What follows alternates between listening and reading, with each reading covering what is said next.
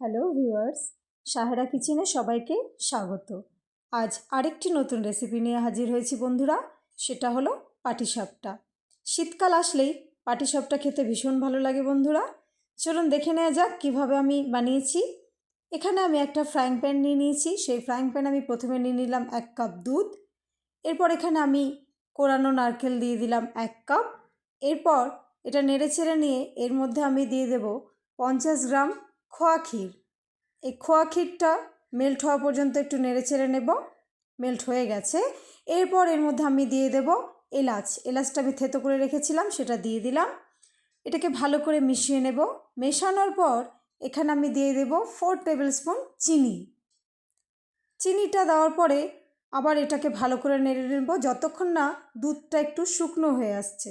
দুধ শুকনো হয়ে এসছে, আমাদের ফিলিং মানে পুর তৈরি বন্ধুরা।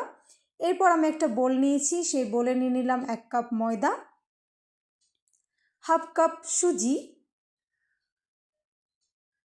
আর হাফ কাপ চিনি। এরপর সমস্ত উপকরণকে ভালো করে মিশিয়ে নেব। মেশানোর পরে এখানে আমি 1 কাপ দুধ নিয়েছি, সেই দুধ আমি অল্প অল্প করে এখানে অ্যাড করব আর একটা ব্যাটার বানিয়ে নেব। ব্যাটারটা খুব ঘনও হবে না আর খুব পাতলাও হবে না, মোটামুটি হবে আর কি।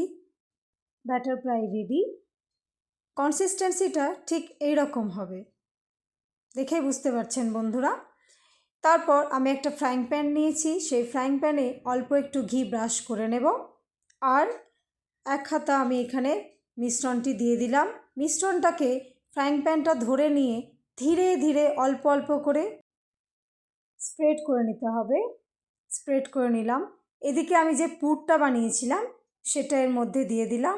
এরপর আমি একটা স্প্যাচুলার সাহায্যে এটাকে ভাঁজ করে নেব। ভাঁজটা হবে ঠিক 2.5 ভাঁজের মতো বন্ধুরা, একবার দুবার করে আর একটা হাফের মতো হয় আমাদের তৈরি পাটিসাপটা। আপনারাও এভাবে বাড়িতে বানিয়ে খাবেন বন্ধুরা, খেয়ে আমাকে জানাবেন কেমন হয়েছে। ভিডিওটি যদি সত্যি খুব ভালো লেগে থাকে অবশ্যই লাইক, কমেন্ট ও শেয়ার করবেন। সকলে খুব ভালো থাকবেন ও সুস্থ থাকবেন। ভিডিওটি দেখার জন্য অসংখ্য অসংখ্য ধন্যবাদ।